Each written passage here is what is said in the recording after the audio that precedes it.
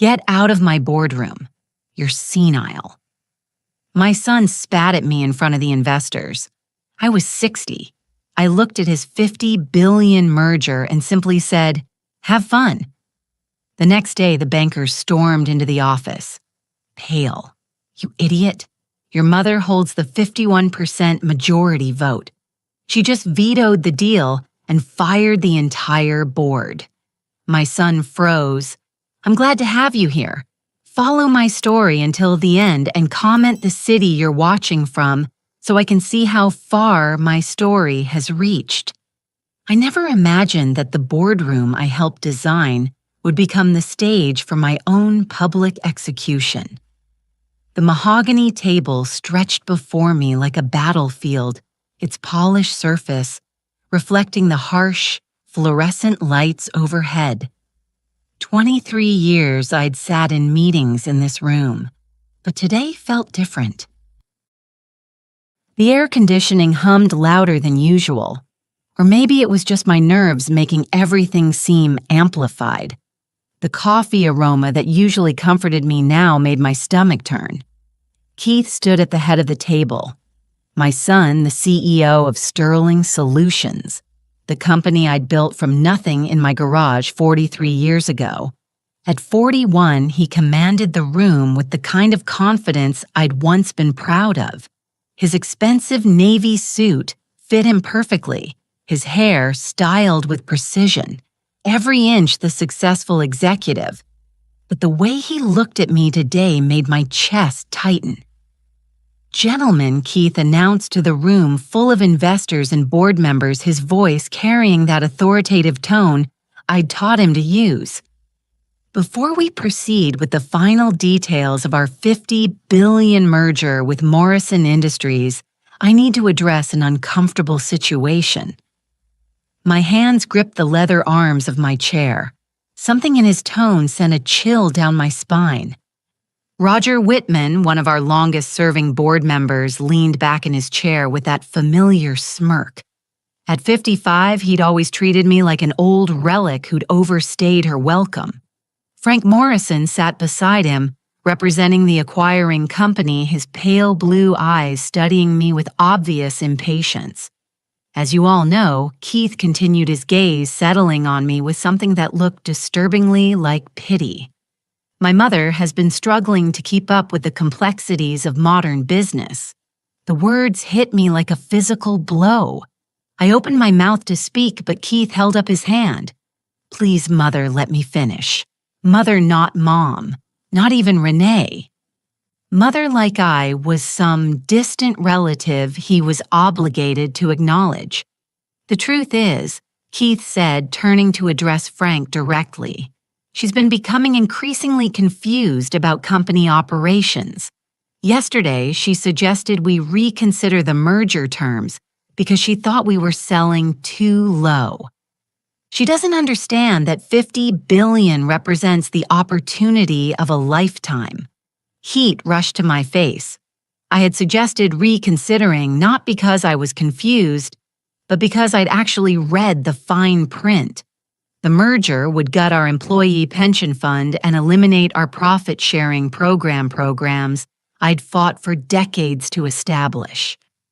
"Keith," I said quietly, trying to maintain some dignity, "perhaps we could discuss this privately." Roger chuckled the sound like nails on glass. "See what I mean?" he said to Frank. "She still thinks she has a say in strategic decisions." The humiliation was spreading through me like poison. These men I'd known for years, whose careers I'd helped build, were watching my own son dismantle me piece by piece. Keith's expression softened just enough to look patronizing. "Mother, I know change is hard at your age. You're 65 now, and it's perfectly natural for cognitive function to decline. But this merger is happening with or without your approval." 65.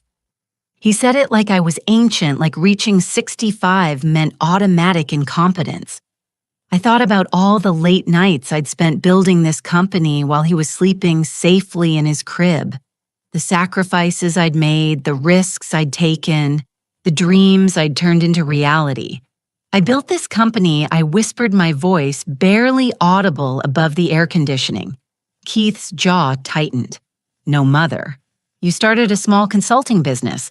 I built this into a 50 billion corporation. The room fell silent. Even Frank shifted uncomfortably in his chair. Get out of my boardroom, Keith said suddenly, his voice sharp enough to cut glass. You're senile and frankly, you're embarrassing yourself. And everyone here. The words echoed off the floor to ceiling windows that overlooked the downtown skyline. Beyond the glass, the city continued its busy rhythm, oblivious to the fact that my world was crumbling. I stood slowly, my legs shaking slightly, not from age or frailty, but from the sheer magnitude of betrayal washing over me. This was my son, the boy I'd rocked to sleep, whose scraped knees I'd bandaged, whose college tuition I'd paid even when money was tight. Keith, I said one more time, hoping to find some trace of the child I'd raised in those cold eyes staring back at me. Security will escort you out if necessary, he replied without emotion. Roger was practically glowing with satisfaction. Frank looked relieved that the old woman problem was being handled efficiently. The other men in the room studied their papers or stared out the windows, pretending not to witness this family destruction. I picked up my purse with hands that weren't quite steady and walked toward the door. Each step felt like I was walking through quicksand. The grandfather clock in the corner. Thomas's clock, the one I'd brought from home when we moved the company to this building, ticked loudly in the silence. As I reached the door, I turned back one last time.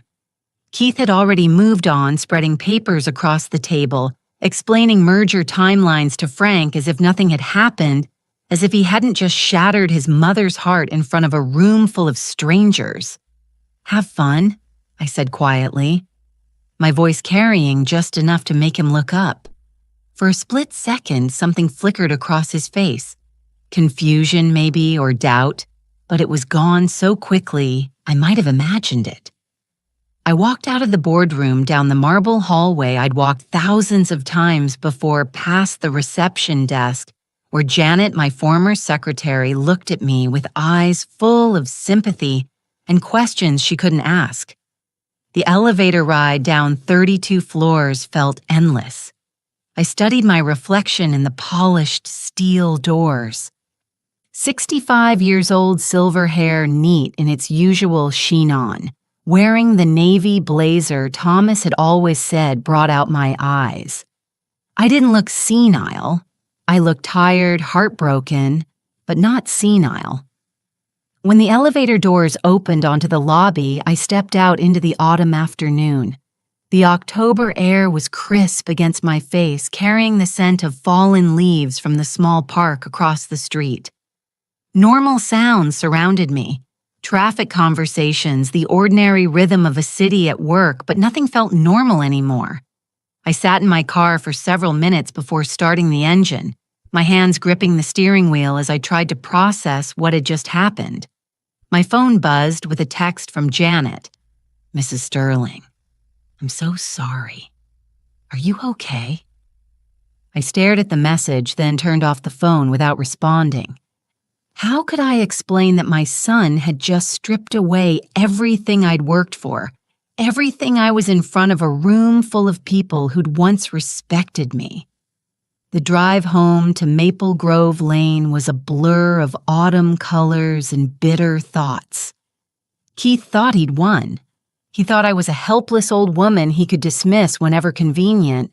But as I pulled into my driveway past the oak trees Thomas and I had planted when Keith was little, I found myself smiling. A small, quiet smile that would have surprised my son if he'd seen it. There was something Keith didn't know about me, something no one in that boardroom knew, and tomorrow they were all going to find out exactly who they'd underestimated. That night, I sat in my home office surrounded by ghosts. Thomas's old briefcase sat open on my oak desk, its leather worn soft from decades of use. Inside, yellowed business plans written in his careful handwriting, mixed with my own frantic notes from those early years. The grandfather clock in the corner ticked steadily, the same rhythm that had accompanied countless late nights of planning and dreaming. I poured myself a cup of Earl Grey and let the familiar ritual calm my nerves. The steam rose from my favorite china cup, the one with tiny roses that Keith had given me for Mother's Day when he was 7. For the best mommy in the world, the card had said in his crooked handwriting. Where had that little boy gone? I opened my laptop and pulled up the company files I'd been reviewing for weeks. Not the sanitized reports Keith shared with the board, but the real numbers, the ones that showed exactly what this merger would cost our employees. But first I needed to remember why I was fighting for them at all. The photo album lay open beside my laptop, filled with pictures spanning 4 decades. There was Keith at 6 months old, sleeping peacefully in his crib, while I worked at my desk preparing proposals for clients who insisted on meeting with the man in charge.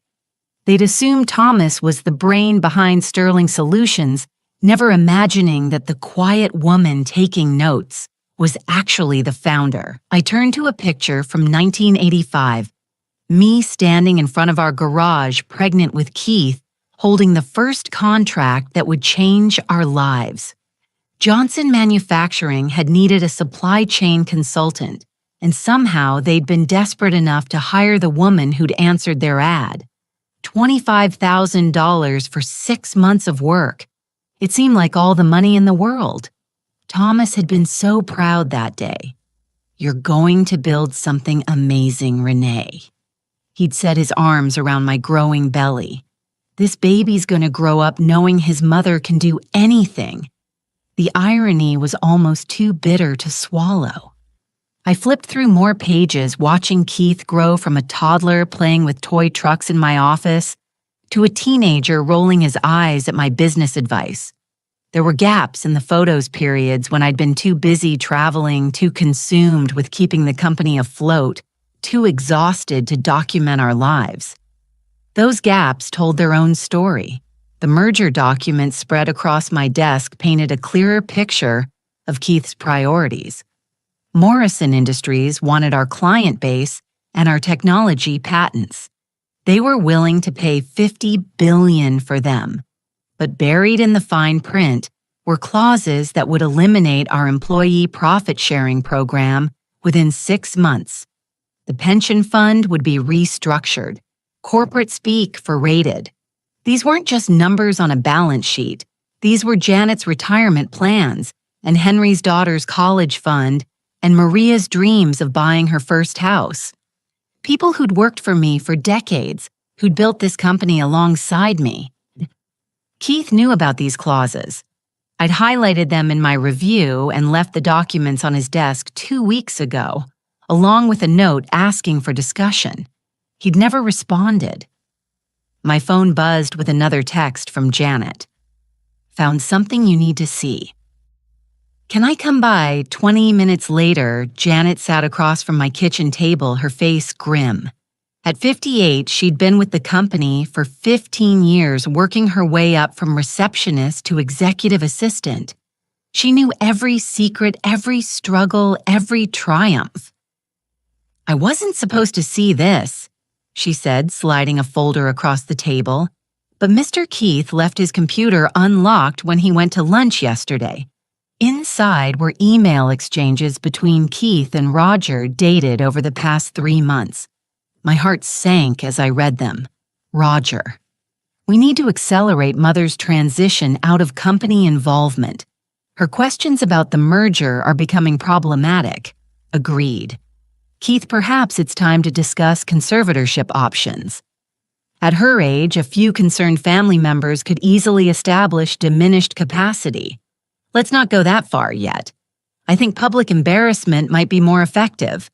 If she's humiliated enough, she might withdraw voluntarily. Smart thinking. Your mother always was too proud for her own good. The words blurred as tears filled my eyes. Conservatorship. They'd actually discussed having me declared incompetent. "There's more," Janet said gently. Page 3. Keith's email to a real estate agent dated just last week. "Please prepare market analysis for 15 Maple Grove Lane. We'll need quick sale probably within 60 days of merger completion. Estate planning purposes. My house." He was planning to sell my house. "Janet," I whispered, "did Keith ever mention what he thinks my role will be after the merger?" She looked uncomfortable. "He's been telling people, you'll be moving to a nice assisted living facility somewhere you can get the care you need."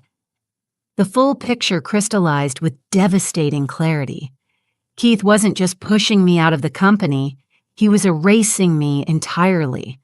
The merger money would fund his vision of a life where I was safely tucked away, no longer an inconvenience or embarrassment. "Mrs. Sterling," Janet said carefully, "I know this isn't my place, but there has to be something you can do. This company is yours. You built it from nothing." I stared at Thomas's old briefcase, remembering the night he'd died. Cancer had taken him quickly, but he'd lived long enough to see Sterling Solutions go public. I'd held his hand as he made me promise to protect what we'd built together. "Take care of our legacy," he'd whispered.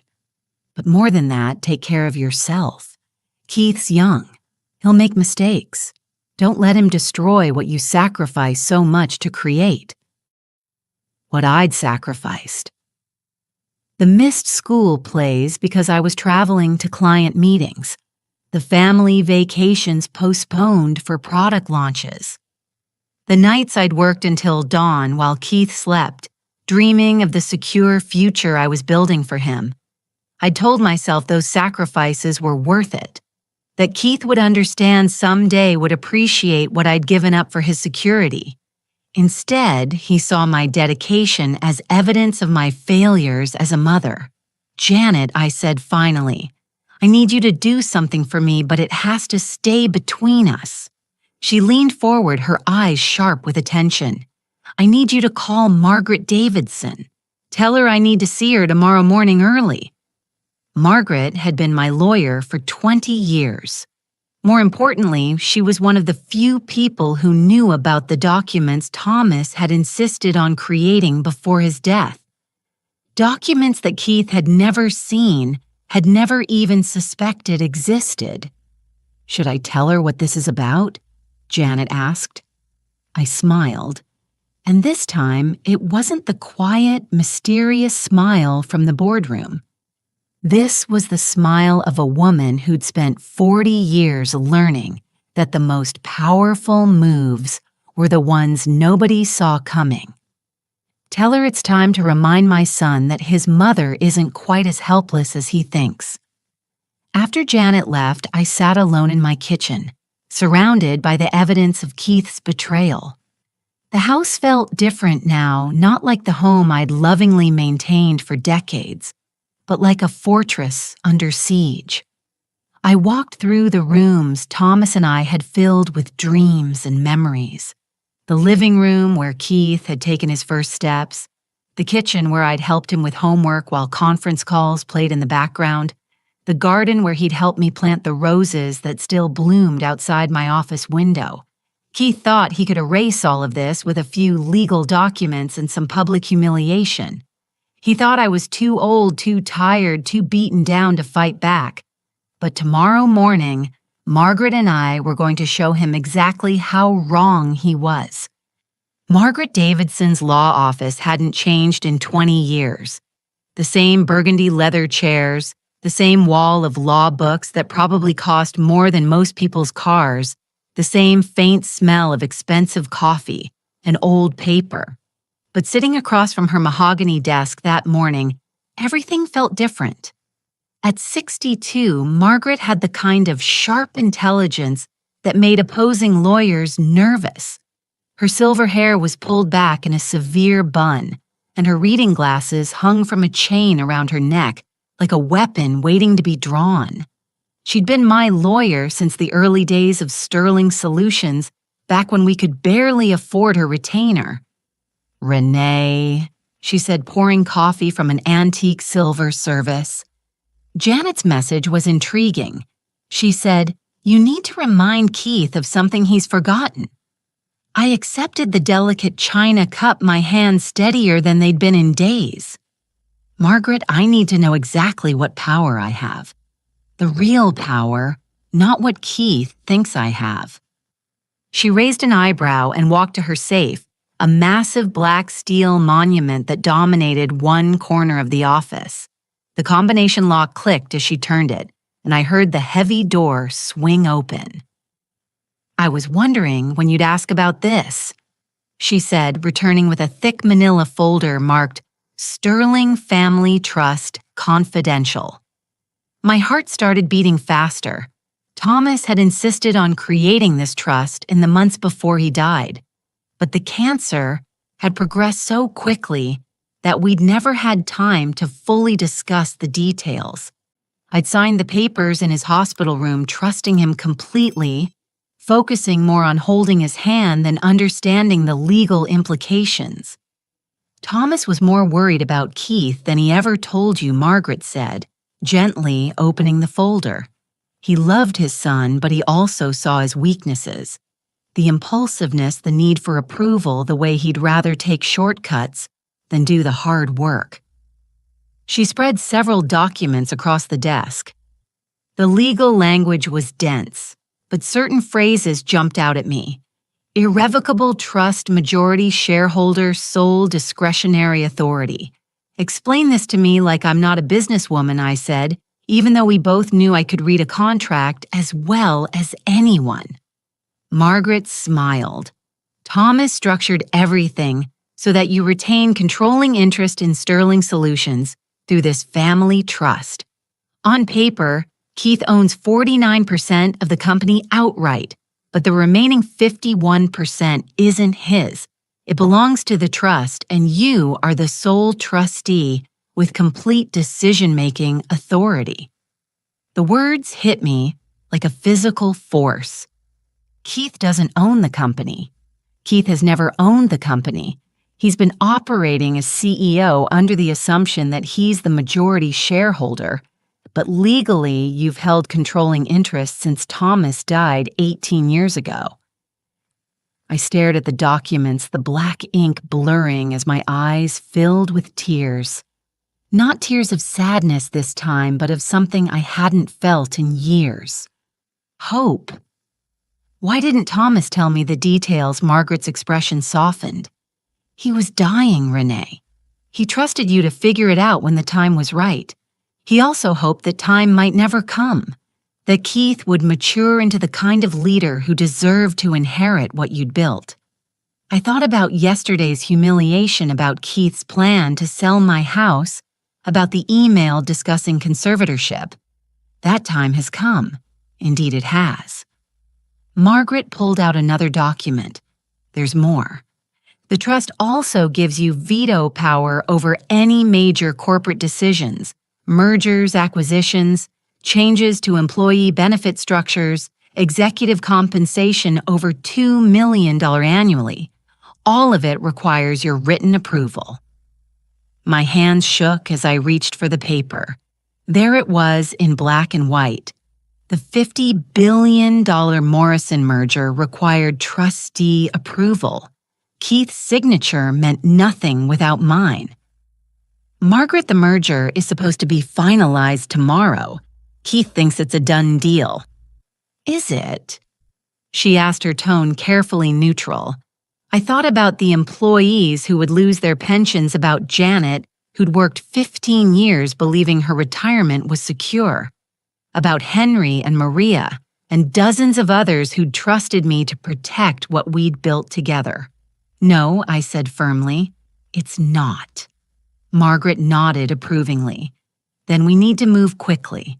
I'll need to file the appropriate paperwork to make your trustee status official with the SEC and notify Morrison Industries that the merger requires additional approval.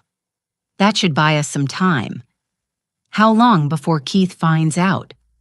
Probably this afternoon. The Morrison legal team will contact Sterling's lawyers the moment they receive our filing. A delicious sense of anticipation spread through my chest. Keith had spent yesterday treating me like a doddering old woman who couldn't understand basic business concepts. Today he was going to discover that his mother held all the cards. "There's one more thing," Margaret said, pulling out a sealed envelope marked with Thomas's distinctive handwriting. "He asked me to give this to you when you activated the trust." My fingers trembled as I opened the envelope. Inside was a letter in Thomas's careful script. "My dearest Renee, if you're reading this, it means Keith has forced you to use the power I've given you. I'm sorry it came to this. I'd hoped our son would grow into a man worthy of your sacrifices, but I also knew that might not happen. You gave up so much to build our company and raise our boy. You missed parties and vacations and quiet evenings because you were fighting for our family's future. Keith never understood those sacrifices because I made sure he never had to. Maybe that was my mistake. But now it's time for you to fight for yourself. Use this power not just to protect the company, but to reclaim your own life. You are not too old, not too tired, and certainly not too weak to run what you created. Trust yourself, my love. You always were the stronger one. Forever yours, Thomas." I read the letter twice, tears streaming down my cheeks. Thomas had known. Somehow he'd seen this day coming and had given me the tools I needed to survive it. "Renee," Margaret said softly, "what do you want to do?" I wiped my eyes and looked at her steadily. "I want to go to the office. I want to be there when Keith gets the news. That's probably not the best idea legally. It could look like you're trying to ambush him." "I'm not ambushing him," I said, standing up with more strength than I'd felt in months. "I'm reminding him that his mother isn't the helpless old woman he thinks she is." Margaret gathered the documents into a neat stack. "I'll have copies delivered to Keith's office within the hour, along with formal notification that any merger discussions need to include the trustee. I'll also prepare a board resolution recognizing your authority as majority shareholder. And Margaret, I want a complete audit of Keith's decisions over the past year. Every contract, every personnel change, every expense over $10,000. Her eyes gleamed with professional satisfaction, looking for evidence of mismanagement, looking for evidence that my son has forgotten that running a company isn't a game. 2 hours later, I sat in my car outside the Sterling Solutions building, watching employees hurry in and out through the glass doors. These people had trusted me to build something that would last, that would provide for their families. Keith was willing to sacrifice their security for his own glory. My phone rang. Janet's number. "Mrs. Sterling, you need to know Mr. Keith just got some kind of legal documents. He's been screaming at Roger and Frank for the past 20 minutes. The whole office can hear him. What's he saying? Something about impossible and how this can't be legal. Mrs. Sterling, what did you do?" I smiled watching a young woman struggle with an armload of files as she approached the building. 20 years ago, that had been me, working too hard, dreaming too big, believing that effort and intelligence could overcome any obstacle. I reminded my son that his mother taught him everything he knows about business. I said, but apparently I didn't teach him everything I know. Should I tell him you're here? No, Janet, let him figure it out himself. He's always been such a smart boy. I'm sure he'll work it out eventually. I hung up and leaned back in my seat, feeling lighter than I had in years. Tomorrow the Morrison merger would be officially dead. Keith would have to face the consequences of dismissing his mother as a senile old woman, and I would finally reclaim what had always been mine. The girl with the files had made it safely inside.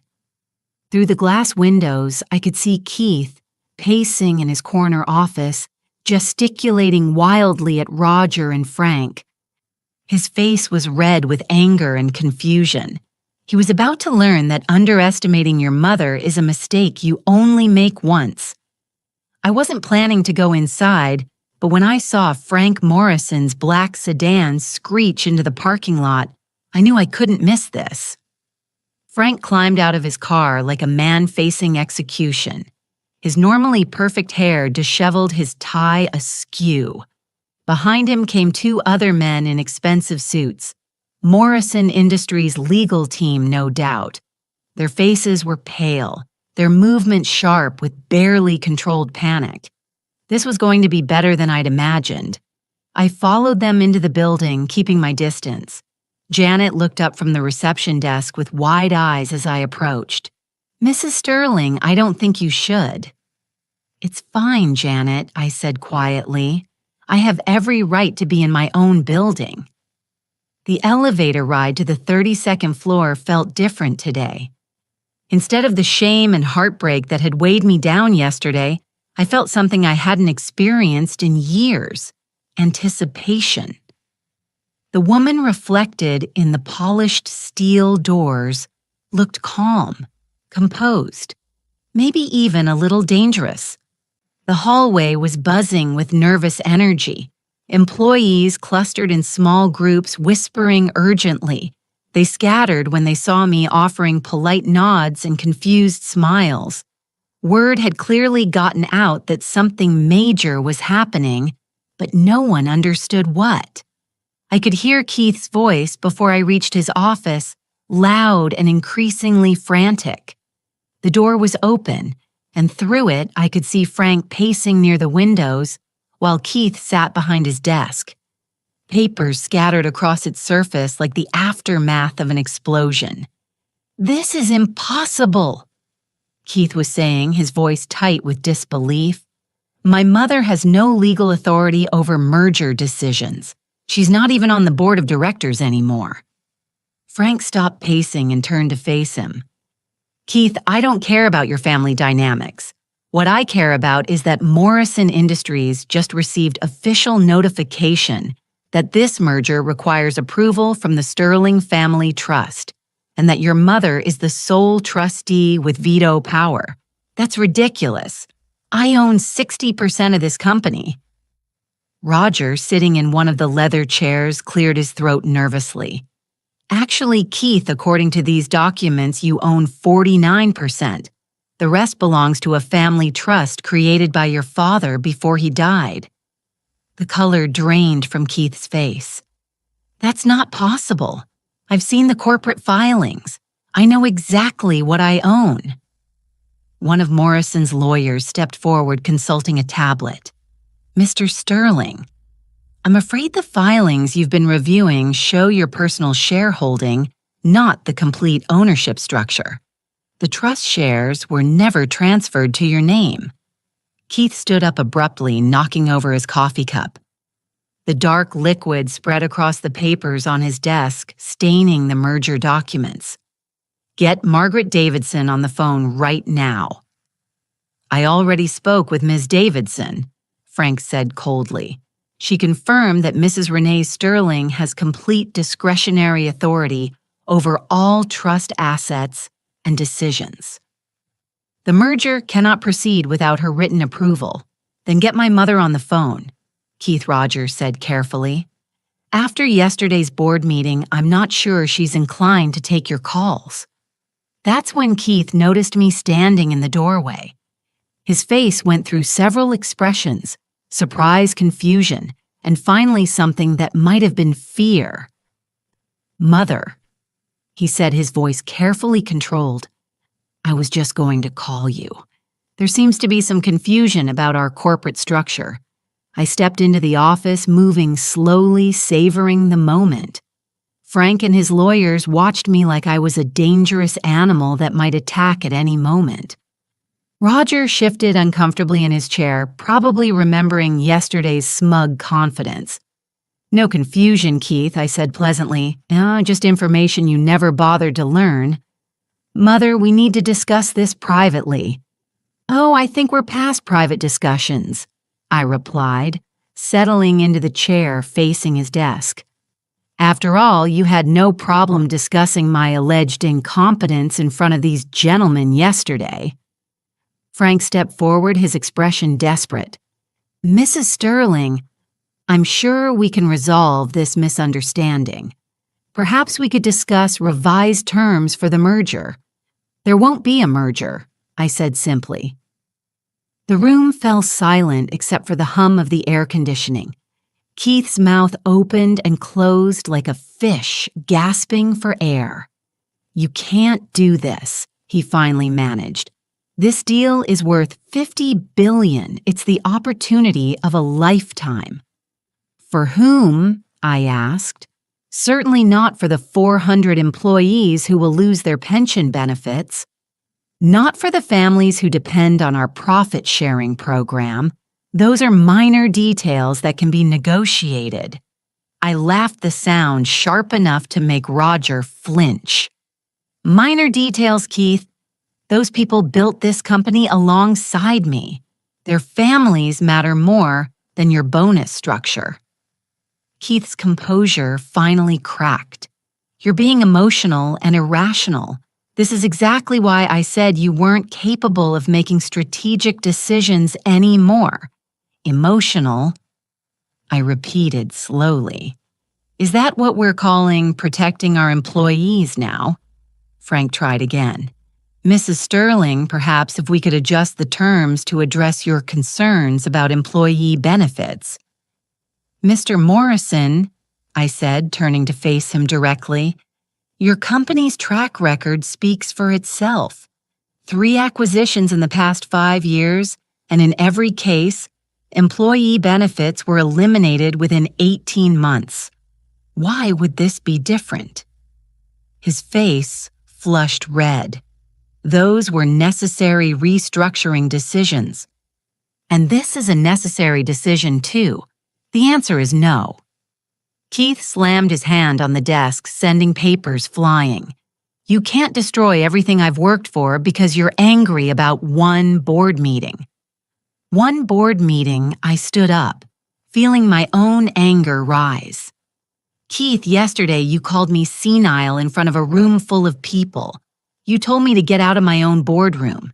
You treated me like a doddering old woman who couldn't understand basic business concepts. I was trying to protect you from what? From participating in decisions about the company I built, the company I sacrificed 40 years of my life to create." Roger tried to interrupt. "Mrs. Sterling, perhaps we could schedule another meeting when emotions aren't running so high." "Emotions?" I said, my voice dangerously quiet. "Mr. Whitman, yesterday you sat in that chair and laughed when my son humiliated me. You said it was a relief that the old woman problem was being handled efficiently. Did you think I wouldn't find out?" Roger's face went white. Keith looked between us, confusion replacing anger. "Keith," I continued, "I know about the emails, the discussions of conservatorship, the plans to sell my house, the assisted living facility you've already researched. How do you—" He stopped himself, but it was too late. "How do I know?" "Because unlike you, I still have friends in this company, people who remember what loyalty means." Frank made one last desperate attempt. "Mrs. Sterling, if we could just Mr. Morrison," I said, cutting him off. "I suggest you and your team leave now. The merger is dead and it won't be resurrected. Keith can show you out." Frank's lawyers were already packing their briefcases. The merger they'd spent months negotiating had just evaporated in a single conversation with a woman they'd probably dismissed as irrelevant. "This isn't over," Frank said as he headed for the door. Yes, I replied calmly. It is. After Morrison's team left, the office fell silent. Keith sat heavily in his chair, staring at the coffee-stained merger documents. Roger had disappeared, probably to start updating his resume. Mother, Keith said quietly, we need to talk. Now you want to talk? I observed. Yesterday, you wanted me escorted out by security. I was protecting the company's interests. No, Keith. You were protecting your own interests. There's a difference. I moved toward the door, then paused. Oh, and Keith, tomorrow morning, the board will be meeting to discuss some changes to company leadership. I suggest you prepare accordingly. His head snapped up. What kind of changes? I smiled, the same quiet smile I'd worn leaving the boardroom yesterday, the kind that happen when you underestimate your mother. I walked out of his office down the hallway I'd traveled thousands of times before, past the employees who watched me with new respect and curiosity. This time I wasn't fleeing in humiliation.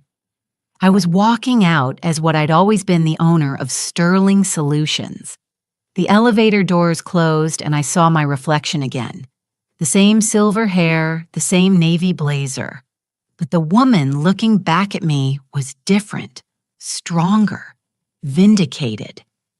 Tomorrow, Keith would learn that there were consequences for betraying the person who gave you everything, and I would finally reclaim what had always been mine. The Sterling Solutions boardroom had never felt more like mine than it did that Thursday morning. I arrived early before 8 Ori and took my place at the head of the mahogany table where I belonged.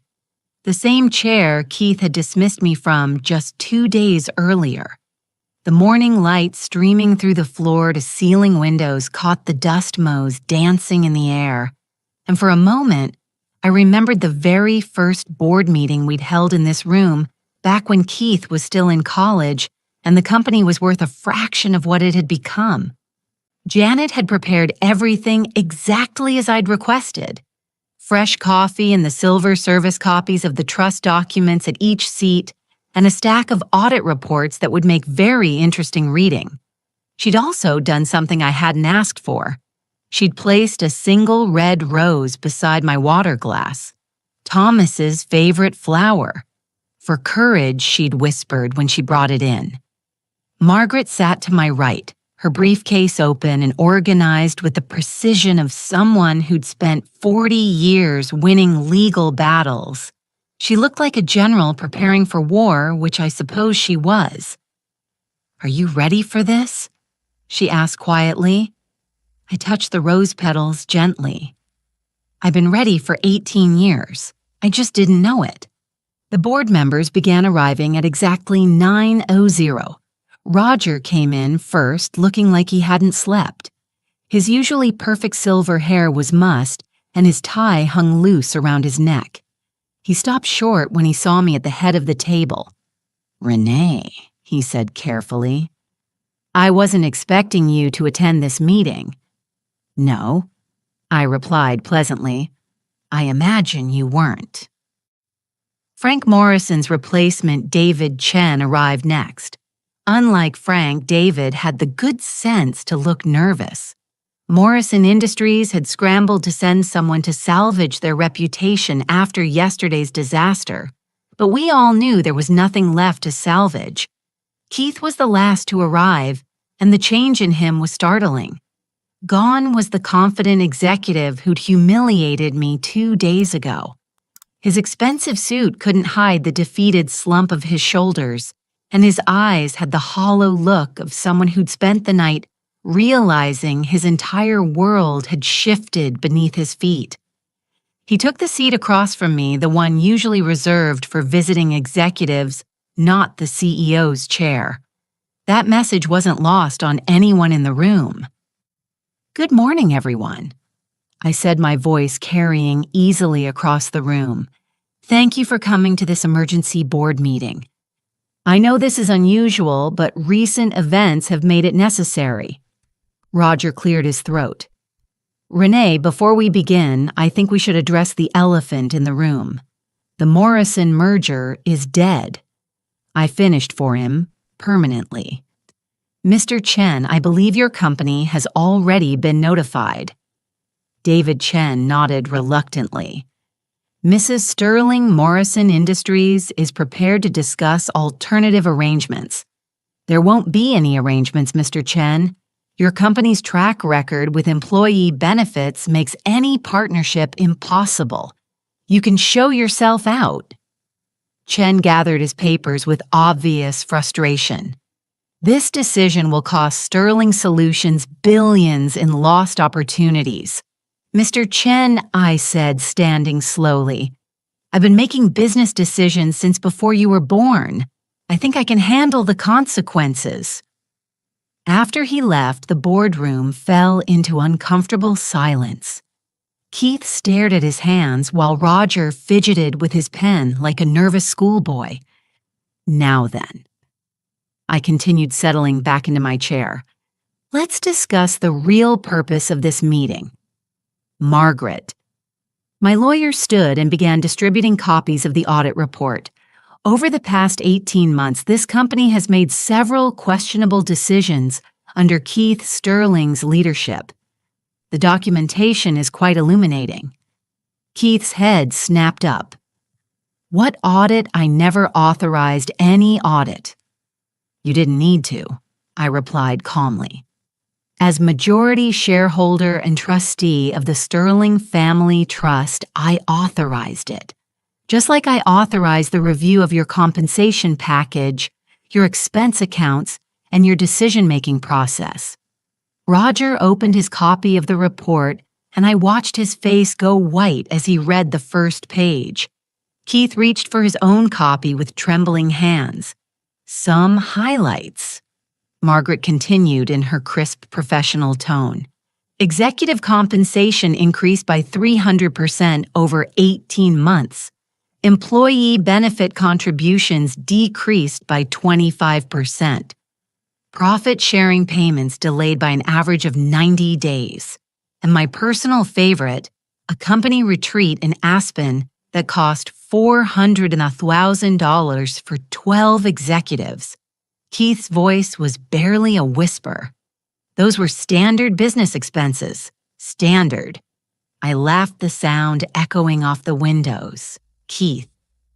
I built this company by staying in Holiday Inns and flying coach.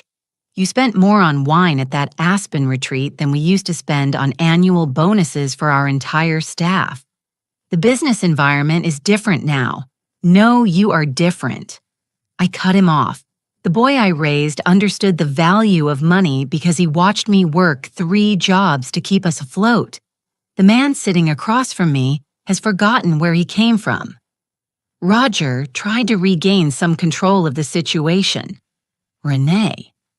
I think we're all letting emotions cloud our judgment. Keith has increased company profits by cutting employee benefits and inflating his own salary. I finished. Roger. Did you know that Keith's annual compensation is now higher than the total payroll for our entire accounting department? The silence that followed was deafening. Margaret pulled out another document. There's more.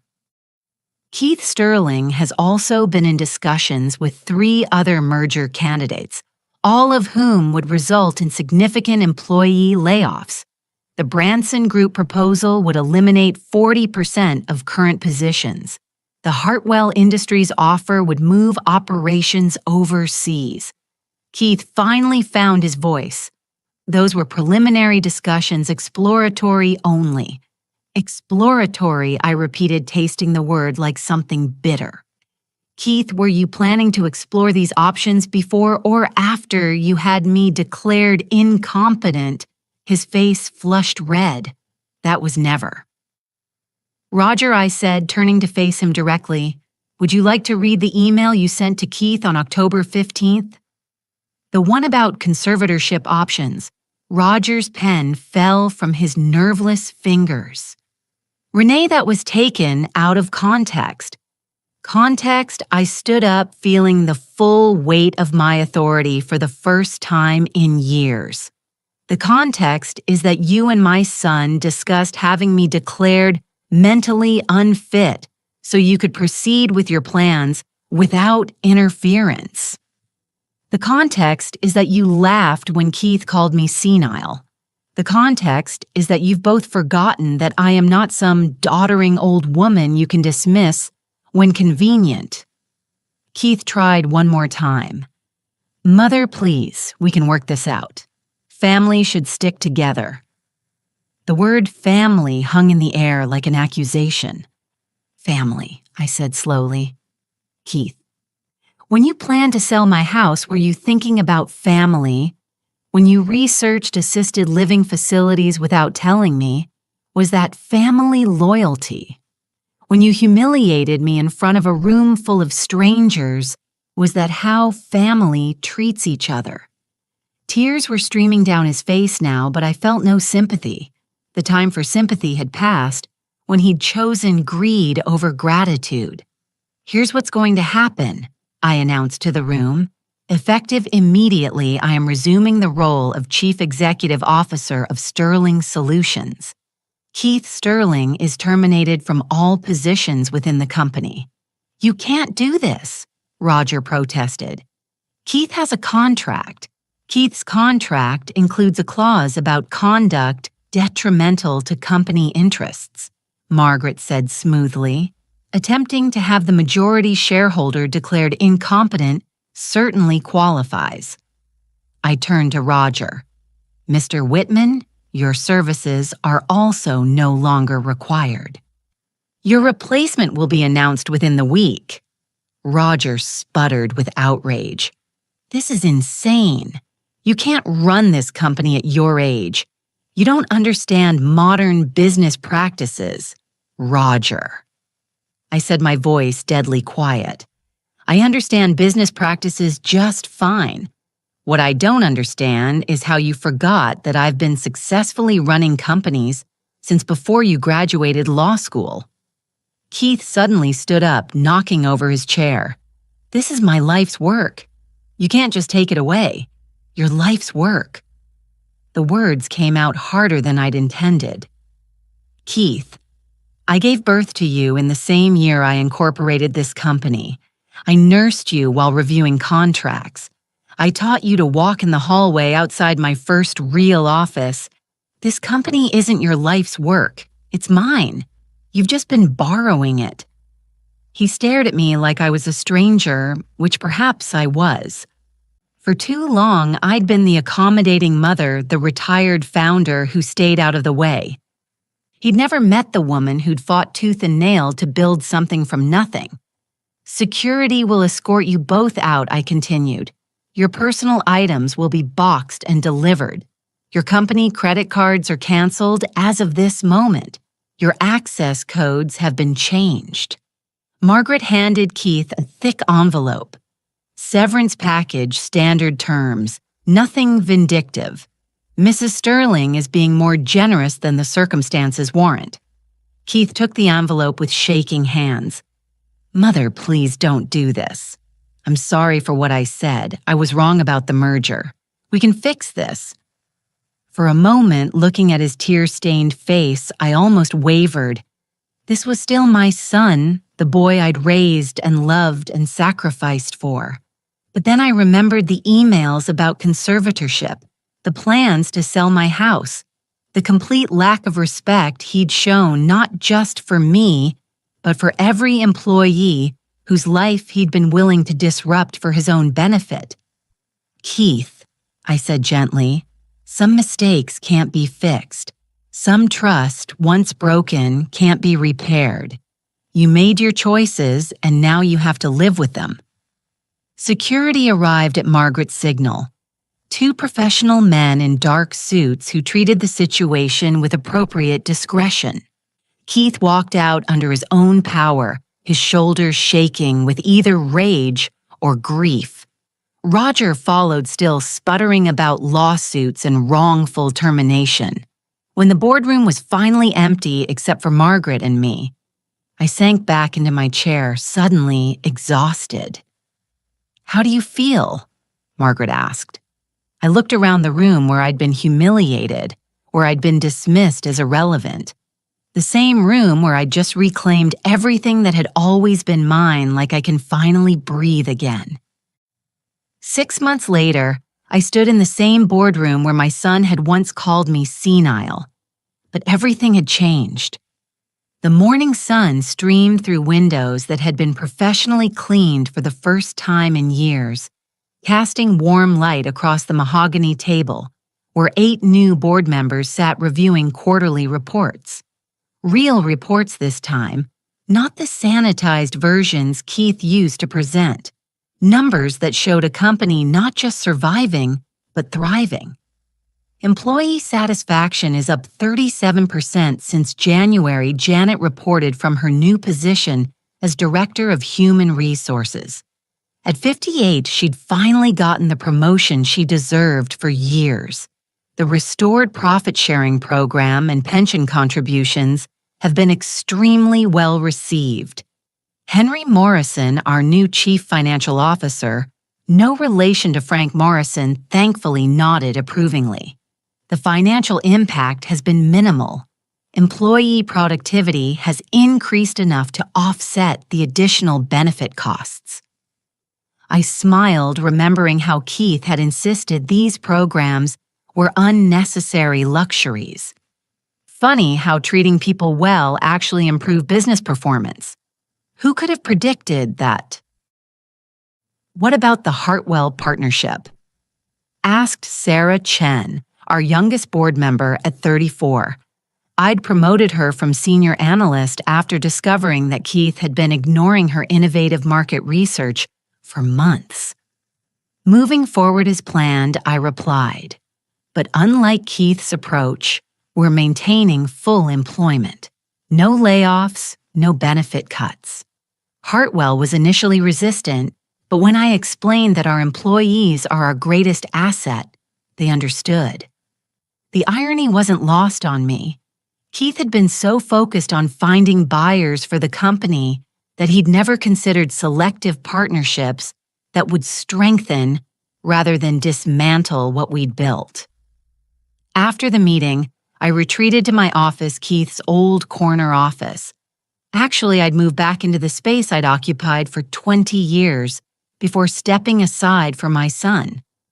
The view of the city skyline was spectacular, but what I loved most was the framed photo on my desk.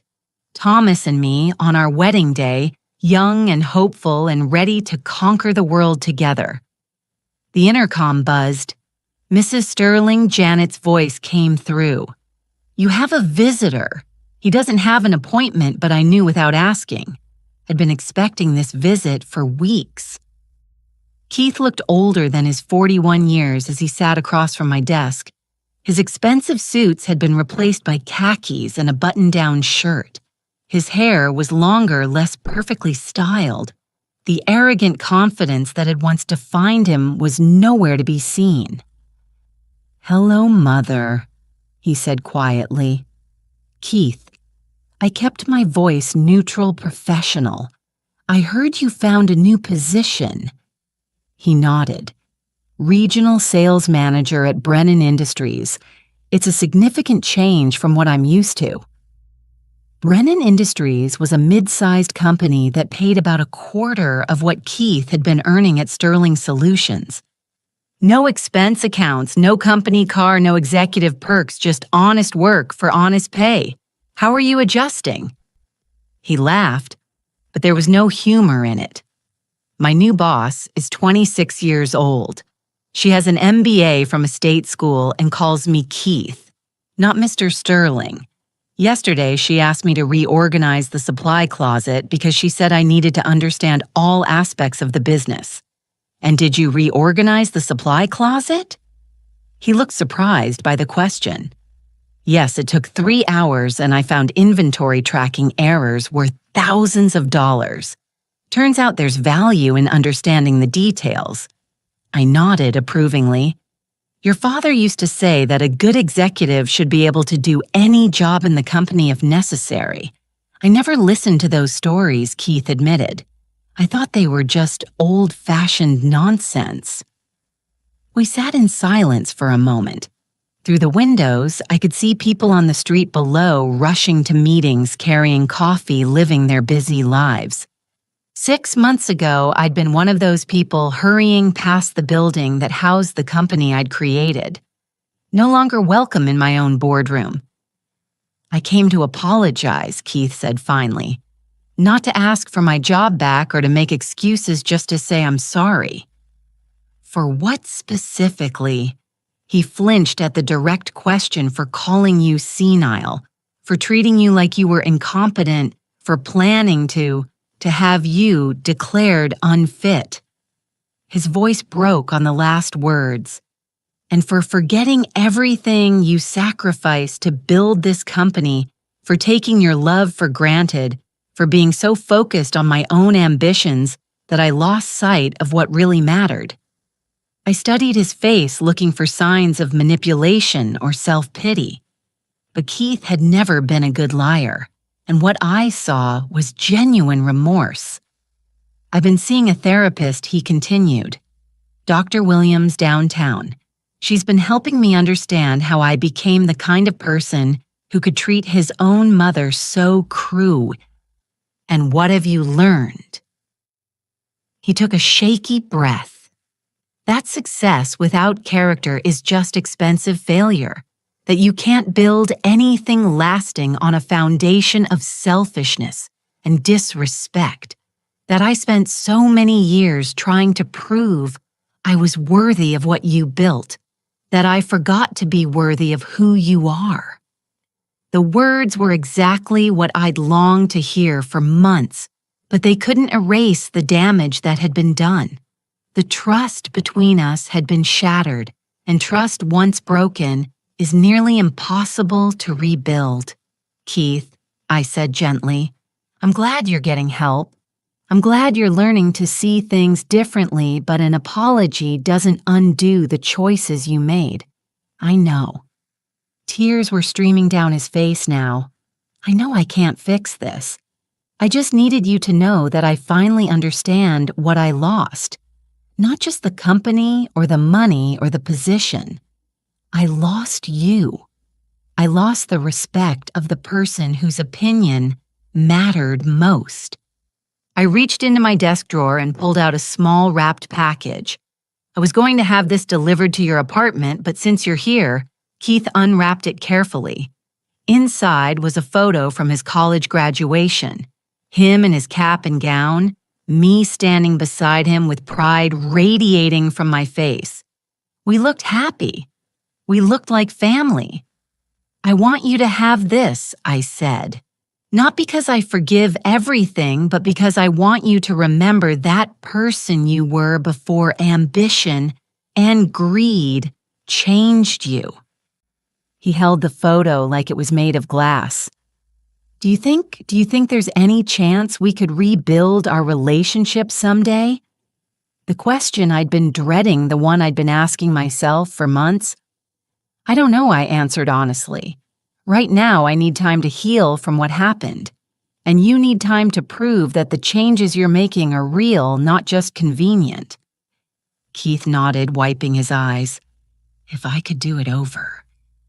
But you can't, I said firmly. None of us can. We can only move forward and try to do better. He stood to leave, then paused at the door. Mother, for what it's worth, the company looks incredible. Everything you've done in the past 6 months, the employee programs, the new partnerships, the growth strategy, it's brilliant. Dad would be so proud. After he left, I sat alone in my office as the afternoon sun cast long shadows across the carpet. The photo he'd given back to me sat on my desk next to the one of Thomas and me. 2 different versions of happiness separated by decades of choices and consequences. My computer chimed with a new email from Sarah Chen, confirming that the Peterson Industries partnership had been finalized.